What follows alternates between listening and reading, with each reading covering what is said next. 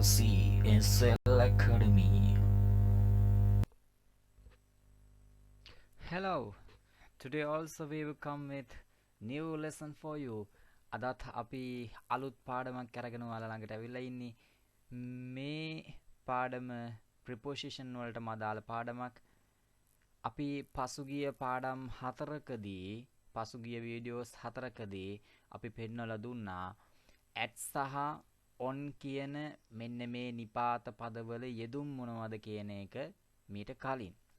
මේ වීඩියෝ එකේදී අපි explain කරනවා, අපි පැහැදිලි කරනවා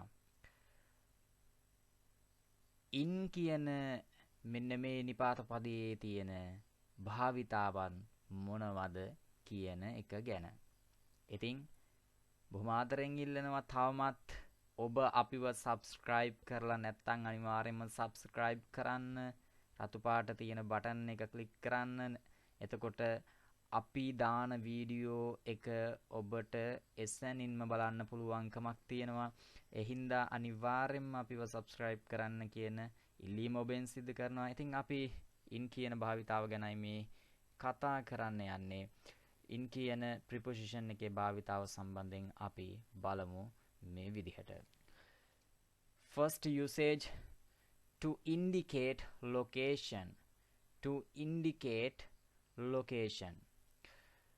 යමක් පිහිටි ස්ථානයක්. යමක් පිහිටි ස්ථානයක් හෝ යම් කිසි කෙනෙක් ඉන්න තැනක්, යම් කිසි දෙයක් තියෙන තැනක් ගැන කියනකොට අපි in කියන එක භාවිතා කරනවා. බලමු උදාහරණ. The temple of Toothrilik situated in Kandy. The temple of Toothrilik situated in Kandy.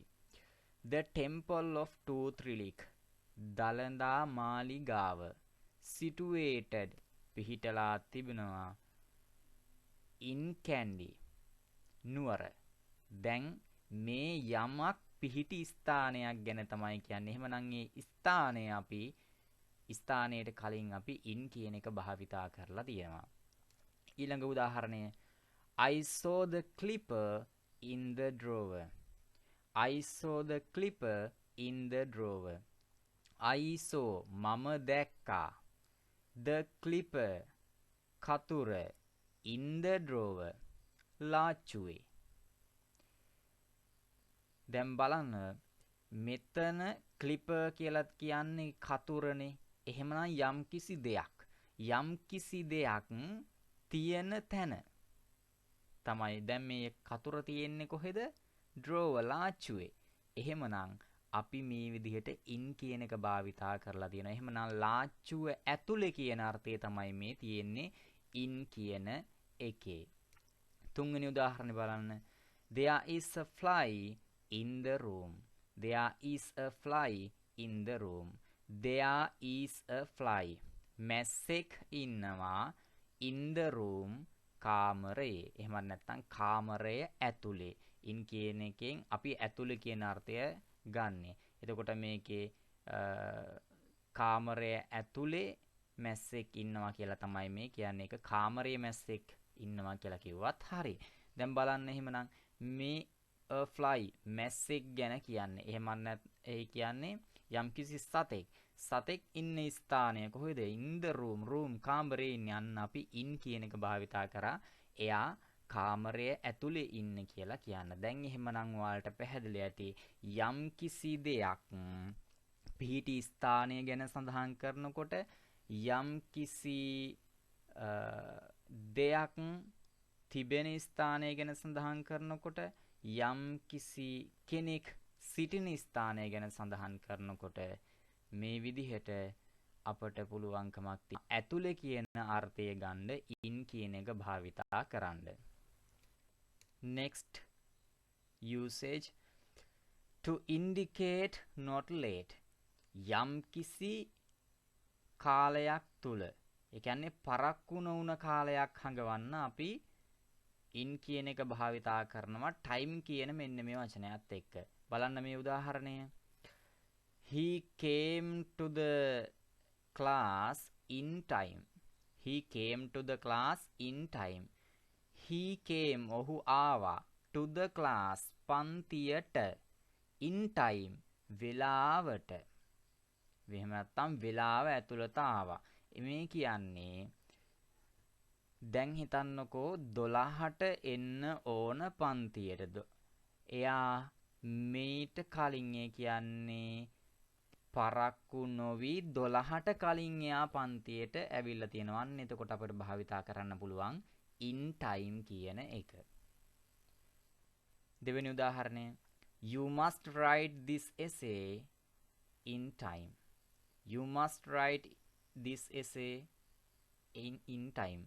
You must write ඔබ ලිවිය යුතුමයි this essay මේ රචනාව in time කාලය නියමිත කාලය ඇතුළත.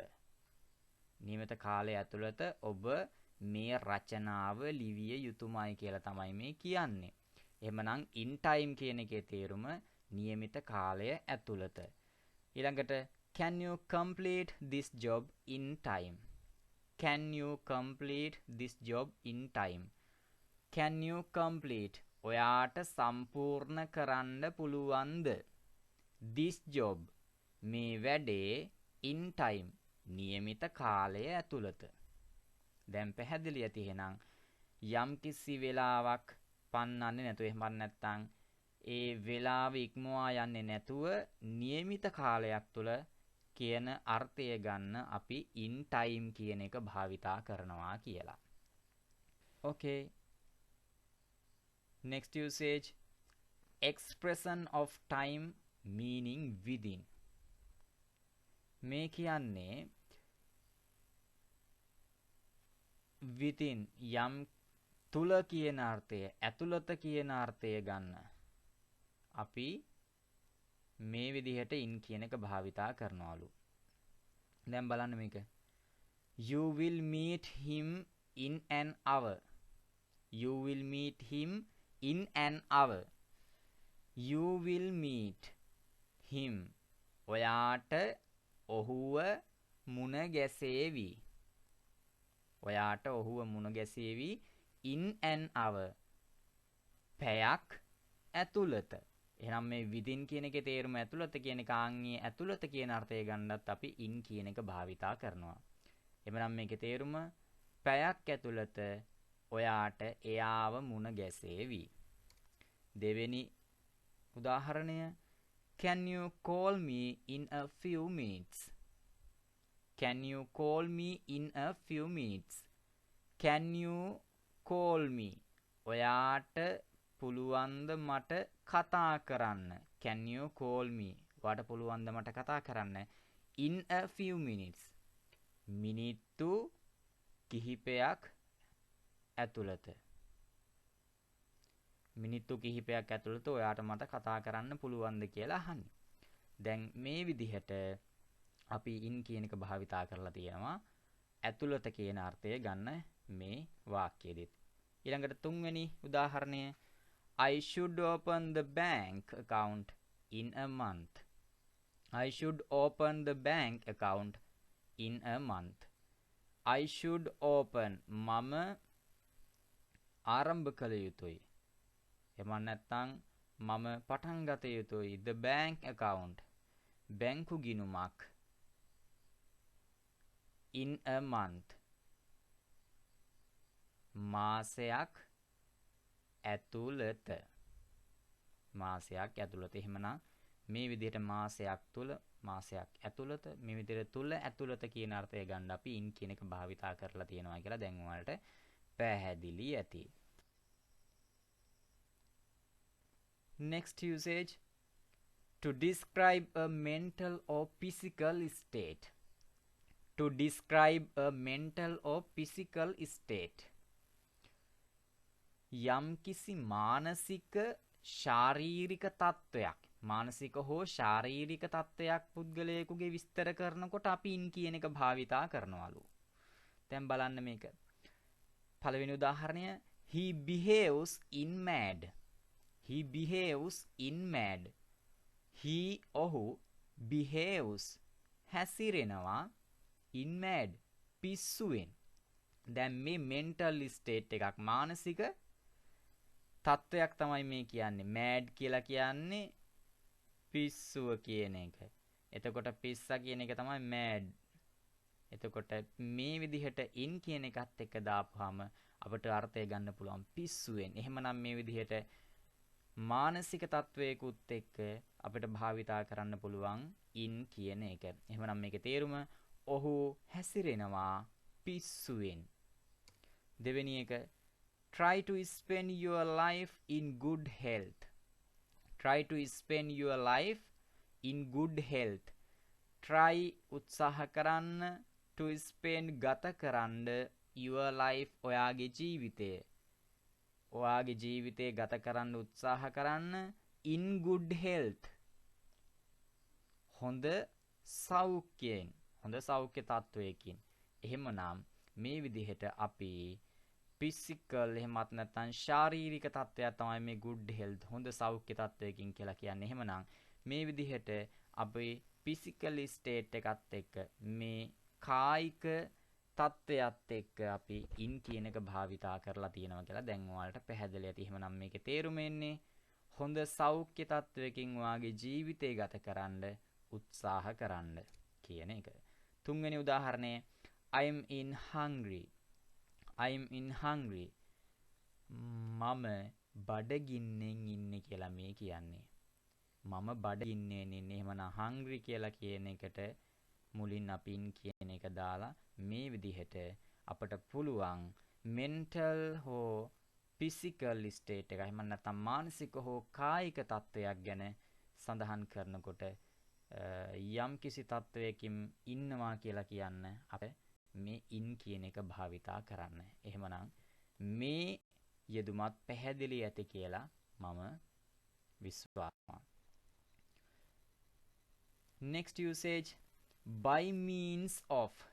By means of යම් කිසි දෙයක් මගින් යම් කිසි දෙයකින් කියන අර්ථය ගන්න මෙහෙම අපි in කියන එක භාවිතා කරනවා. බලන්න උදාහරණේ don't write in pencil. Don't write in pencil. Don't write ලියන්න එපා in pencil pencilin. ඒ කියන්නේ පැන්සල මගින් ලියන්න එපා කියන එක තමයි මේ කියන්නේ. එහෙමනම් මේ විදිහට මගින් තුලින් කියන අර්ථය ගන්නත් අපි in කියන එක භාවිතා කරනවා. එහෙමනම් මේකේ සිංහලෙන් ගත්තාම සැබෑ විදිහටම අපිට තේරුම ගන්න පුළුවන්. ඒ කියන්නේ පැහැදිලි විදිහට වඩාත් ගැළපෙන විදිහට පැන්සලෙන් ලියන්න එපා කියලා. දෙවෙනි උදාහරණය parents will be happy if we speak in English. Parents will be happy if we speak in English. Parents will be happy. දෙමව්පියෝ සතුටු වේවි if we speak in English. අපි ඉංග්‍රීසියෙන් කතා කළොත්. අපි ඉංග්‍රීසියෙන් කතා කළොත්. If we speak කතා කළොත් අපි in English ඉංග්‍රීසියෙන්. එහෙමනම් මේ විදිහට අපි ඉංග්‍රීසිය මගින් ඉංග්‍රීසියෙන් කියන අර්ථය ගන්න in කියන එක භාවිතා කරලා තියෙනවා කියලා පැහැදිලි ඇති. තුන්වෙනි උදාහරණය you can create a beautiful presentation in PowerPoint. You can create a beautiful presentation in PowerPoint. You can create ඔයාට නිර්මාණය කරන්න පුළුවන් a beautiful presentation ලස්සන presentation එකක්. එහෙමත් නැත්නම් ඉදිරිපත් කිරීමක්, ලස්සන ඉදිරිපත් කිරීමක් in PowerPoint. PowerPoint මගින් PowerPoint තුලින් එහෙම නැත්නම් PowerPoint එකෙන් මේ විදිහට අපි සිංහල තේරුම පැහැදිලි විදිහට ගැළපෙන විදිහට ගමු. මෙහෙම PowerPoint එකෙන් ඔයාට පුළුවන් ලස්සන ඉදිරිපත් කිරීමක් නිර්මාණය කරන්න. ඉතින් බලන්න එහෙමනම් මේ විදිහට යමක් තුලින් යමක් ඒ විදිහට යමකින් කියන අර්ථය ගන්න අපි in කියන එක භාවිතා කරා. in pencil pencilෙන්, in English ඉංග්‍රීසියෙන්, in PowerPoint තුලින් PowerPoint වලින් කියන අර්ථය. Okay. Next usage, a member of. යම්කිසි සමාජිකත්වයක් ගැන කියලා දෙන්නත් අපිට in කියන එක භාවිතා කරන්න පුළුවන් කියලා තමයි මේ කියන්නේ. අපි උදාහරණත් එක්ක ඒක බලමුකෝ. She is in the department of health. She is in the department of health.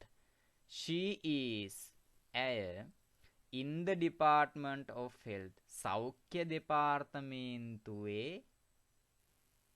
ඉන්නේ කියලා තමයි මේ කියන්නේ. එහෙමනම් දැන් මේකෙන් කියන්නේ මොකක්ද? ඇය සෞඛ්‍ය දෙපාර්තමේන්තුවේ කියන එක තමයි මේකේ තේරුම. එහෙමනම් මෙයා සෞඛ්‍ය දෙපාර්තමේන්තුවේ මෙම්බර් කෙනෙක්, සමාජිකයෙක් කියන එක දැන් මේකෙන් පැහැදිලි වෙනවා. එහෙමනම් මේ ඉන් කියන එකෙන් ඒ සමාජිකත්වය අපි තහවුරු කරලා තියෙනවා මේ විදිහට. බලන්න දෙවෙනි එක. He is in the orchestra. He is in the orchestra. He is ඔහු in the orchestra වාද්‍ය වෘන්දයේ කෙනෙක්. He is in the orchestra. එහෙමනම් මේ විදිහට වාදක මණ්ඩලයේ කෙනෙක් කියලා අපි මේ කියන්නේ. ඔහු වාදක මණ්ඩලයේ කියලා කියපුවාම මෙතන පැහැදිලි වෙනවා එයා ඒකේ සමාජිකයෙක් කියන එක. තුන්වෙනි එක බලන්න. Mala was in department of health. Mala was in department of health. මාලා සෞඛ්‍ය දෙපාර්තමේන්තුවේ වුණා. ඒ කියන්නේ සෞඛ්‍ය දෙපාර්තමේන්තුවේ කෙනෙක් වුණා. මේ අතීත කාලෙන් අපි තියලා තියෙන්නේ. මේ දෙකම වර්තමාන කාලෙන් අපි තිබ්බේ මේක අතීත කාලෙන්.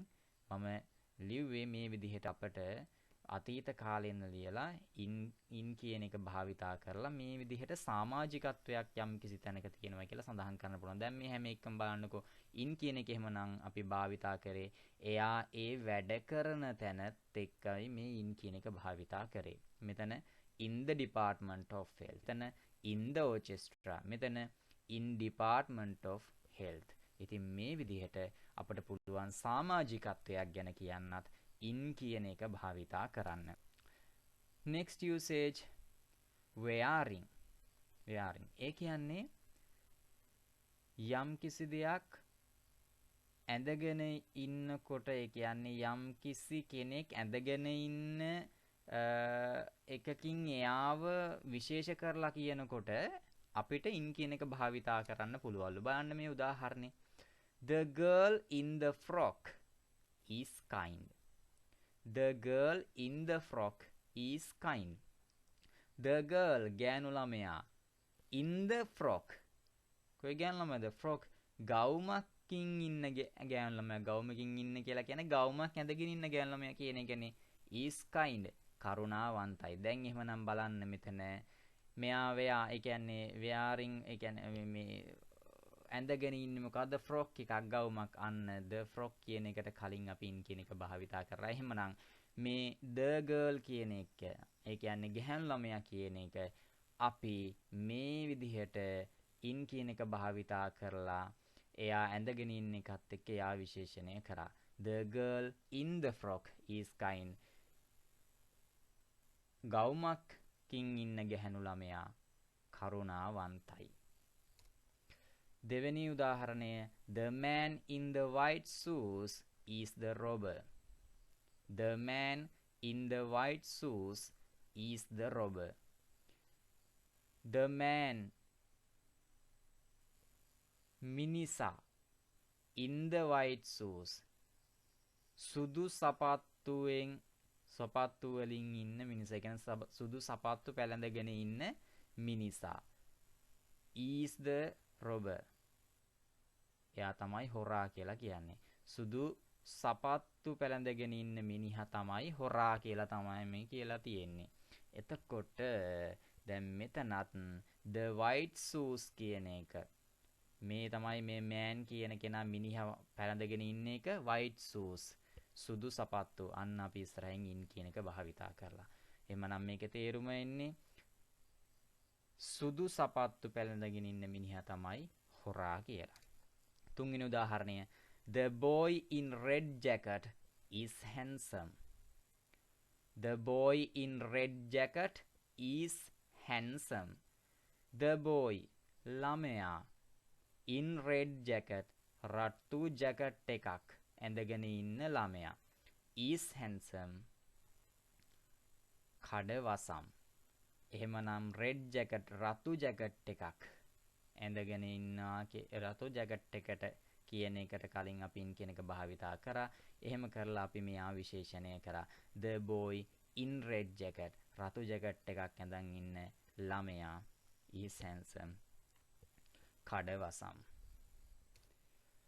Next usage in reference to සම්බන්ධයෙන් කියන අර්ථය. යම්කිසි දෙයක් සම්බන්ධයෙන් කියන අර්ථය ගන්න අපි in කියන එක භාවිතා කරනවලු. බලන්න උදාහරණය The police investigated in this incident.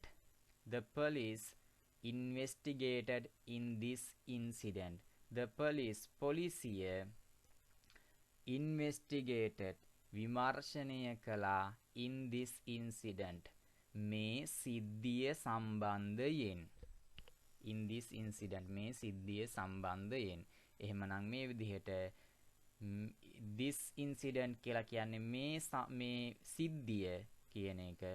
ඉතින් මේ in කියන එකත් එක්ක භාවිතා කරලා අපි ඒ සම්බන්ධයෙන් කියන අර්ථය අරගෙන තියෙනවා. මේ සිද්ධිය සම්බන්ධයෙන් පොලිසිය විමර්ශනය කළා කියන එක තමයි මේ තේරුම. දෙවෙනි එක බලන්න Sri Lanka was rich in oil. Sri Lanka was rich in oil. මේ අතීතේ විතරයි. දැන් නම් මෙවුවා කුණු කොල්ලට ගිහිල්ලා මේ දේවල් ගැන කිසිම තැකීමක් නැහැ කිසිදු රජයකින්. ඉතින් අපි ඒ ගැන කතා නොකර මේකේ තේරුම බලමු. Sri Lanka was rich පොහොසත් වුණා in oil තෙල් සම්බන්ධයෙන්. තෙල් සම්බන්ධයෙන් පොහොසත් රටක් බවට පත් වුණා අපේ රට. අපේ රටෙන් ආනයනය කරපු දේවල් බවට පත් වුණා නෙමෙයි අපනයනය කරපු දේවල් බවට පත් වුණා. ඉතින් අද ආනයනය කිරීමක් ඉම්පෝර්ට් කිරීමක් සිද්ධ වුණත් ඉස්සර අපි එක්ස්පෝර්ට් කරපු දේවල් මෙවුවා. ඉතින් කෙසේ වෙතත් මේකේ තේරුම තෙල් සම්බන්ධයෙන් ශ්‍රී ලංකාව පොහොසත් රටක් වුණා කියන එක තමයි මේ කියන්නේ.